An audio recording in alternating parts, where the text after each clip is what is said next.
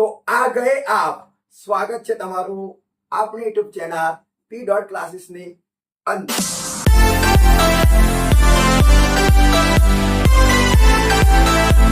Students, ઘણા time પછી આપણી આ ચેનલની અંદર હું તમારા માટે વિડીયો અપલોડ કરી રહ્યો છું. તો હવે હું તમને ખાલી એટલું જ પ્રોમિસ આપીશ કે હવે રેગ્યુલર નિયમિત પ્રમાણે આ ચેનલ પર તમને વિડીયો જોવા મળશે. તો સ્ટુડન્ટ્સ, આજે આપણે અંગ્રેજીની અંદર સ્પોકન ઇંગ્લિશ જ ભણીએ. તો સ્પોકન ઇંગ્લિશની શરૂઆત કરી, વધારે ટાઈમ વેસ્ટ ન કરીએ. તો જુઓ, તમને આ શબ્દ વિશે ખબર હશે, LET. આને કહેવામાં આવે લેટ. અને શું વંચાય? જો બોલવું હોય તો બોલાય. અને શું કહેવાય? લેટ. ઓકે, હવે તમને ખબર હશે કે અમુક વખત આપણે જ્યારે એકબીજા સાથે વાત કરતા હોય, તમે તમારા પપ્પા સાથે વાત કરતા હોય, તમારા મમ્મી સાથે વાત કરતા હોય, કે ભાઈ તમારા ફ્રેન્ડ સાથે વાત કરતા હોય, ત્યારે આપણે વાતમ આપણે આવું વાક્ય બોલીએ, ચાલો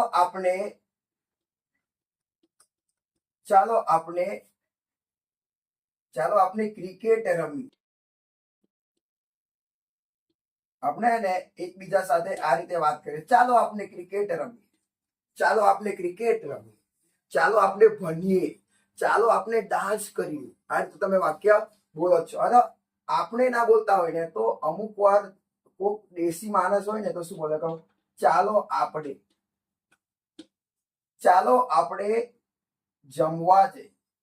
જમવા જઈએ.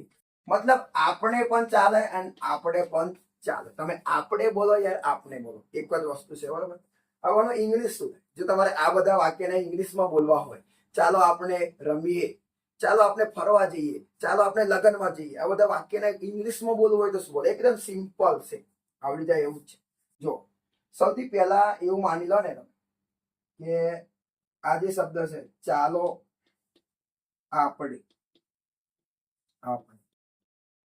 કોનું સ્ટુડન્ટ્સ ઇંગ્લિશ થશે? ચાલો એટલે તમે એવું માની લો કે થશે લેટ. અને આપણે એટલે એનું થશે અસ. Let us. હવે આને શું વંચાય? Let us. શું વંચાય મને? Let us.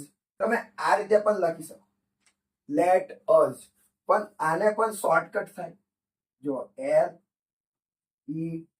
અને યુ ને આપણે હાઈડ કર્યું તો થઈ ગયું લેટ્સ. જો અમે કઈ નહીં કર્યું, LET તો LET લખ્યું, યુ ને કાઢીને મેં આ રીતે કર્યું અને એસ. તો આને કહેવામાં આવે લેટ્સ. જો ચાલો આપણે એના માટે તમે લેટ અસ લખો તો પણ ચાલે. તમે આવું લખો ને, લેટ અસ, તો પણ ચાલી શકે. અને તમે ડાયરેક્ટલી લેટ્સ લખો તો પણ ચાલે. તમે લેટ્સ લખો કે લેટ અસ લખો, એક જ મિનિંગ થાય. તો ચલો હવે આપણે એનું ઇંગ્લિશ બનાવીએ. તો એના માટે જોઈએ તો અહીંયા જ બનાવી દઉં.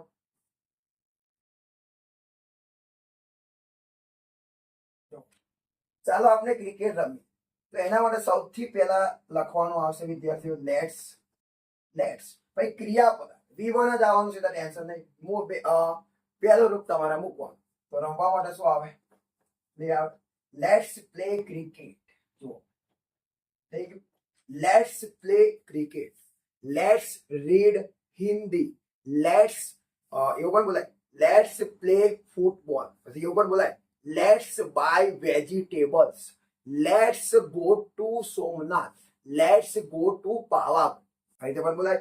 તો આવી રીતે વાક્ય પણ આવે. તમે લેટ્સ બોલવાનું. તમારે આજે શબ્દ શીખવાનો છે લેટ્સ. લેટ્સ નો શું યુઝ? તો સિમ્પલ છે, લેટ્સ. ચલો હવે આપણે એક એક વાક્ય લઈએ જેથી આપણને આઈડિયા મળશે. ચલો, જો તમારે આ રીતે વાક્ય બોલવું હોય, ચાલો આપણે ગરબા રમીએ, તો એનું ઇંગ્લિશ શું થાય? Let's play garba. પછી તમને કોઈ તમારે કોઈને એમ કહેવું હોય કે ચાલો આપણે ચા પીએ, તો એનું ઇંગ્લિશ શું થાય? Let's drink tea. Okay, simple જ છે. પણ જો તમારે કોઈને એમ કહેવું હોય, ચાલો આપણે ફરવા જઈએ, તો સિમ્પલ કહેવાનું, લેટ્સ ગો. ફરવા માટે પણ શું આવે? ગો જ આવે. તો લેટ્સ ગો. જો તમારે કોઈને એમ કહેવું હોય કે ચાલો આપણે આઈફોન ખરીદવા જઈએ, તો શું કહેવું પડે? Let's go to buy iPhone, જવા માટે ગો અને ખરીદવા માટે બાય. જો તમારે કોઈને એમ કહેવાય ચાલો ચાલો શાળાએ જઈએ તો શું થાય? Let's go to school. એ રીતે સિમ્પલ છે. લેટ્સ ગો, લેટ્સ જોડે V1 લગાવવાનું છે. બીજું પણ થાય ચાલો આપણે ગેમ રમીએ તો શું થાય? Let's play game. સિમ્પલ છે. ચાલો પંખો, એવું પણ કહેવાય ચાલો પંખો ચાલુ કરીએ તો શું થાય? Let's start a fan. એ તો થાય. બીજું ચાલો આપણે વિડીયો જોઈએ તો શું થાય? Let's watch the video. Simple જ છે. લેટ્સ જોડે તમારે ખાલી V1 લગાવવાનું છે અને પછી તમારે ઘણો બધો વાક્ય તમે 1000, 200, 300, 400 ઘણો બધો વાક્ય તમે બનાવી શકો છો. હજુ પણ લઈએ એક્ઝામ્પલ તમારે કેવું ચાલો અંગ્રેજી શીખીએ તો શું થાય? Let's learn English. ચાલો અંગ્રેજી બોલીએ તો શું થાય? Let's speak English. સિમ્પલ છે. પછી તમારે એવું કહેવું હોય કે કોઈને તમારે રીતે કહેવું હોય ચાલો મને પૈસા આપ તો શું થાય? Let's give me my money. Simple જ છે. તો તમે આ રીતે ઘણો બધો વાક્ય વિદ્યાર્થીઓ બનાવી શકો છો, પણ તમારે પ્રેક્ટિસ કરવી પડે, બોલવું પડે. હજી પણ લઈએ 2-3 વાક્ય. ચાલો નદીએ ફરવા જઈએ તો શું? Let's go two river. બરાબર, સિમ્પલ છે. જો તમારે કોઈને એ રીતે કહેવું હોય કે ચાલો શોપિંગ કરવા જઈએ તો શું કહેશો? Let's go two shopping. Simple છે. પછી તમારે કોઈને એવું કહેવું હોય કે ચાલો આપણે અંગ્રેજીમાં લખીએ તો શું થાય? Let's write in English language. Okay, simple. જો તમારે કોઈને એમ કહેવું હોય કે ચાલો અમેરિકા જઈએ તો શું કહેશો? Let's go two America. તો આ રીતે તમે ઘણા બધા વાક્ય બનાવી શકો. આજે ફક્ત ઘણા ટાઈમ પછી મેં વિડીયો બનાવ્યો છે એટલે એકદમ નાનો વિડીયો રાખીએ છીએ, પણ આ જ રીતે તમને હવે આ ચેનલ પર ઘણા બધા અવનવા અને અલગ અલગ પ્રકારના ટોપિકના વિડીયો તમને જોવા મળશે.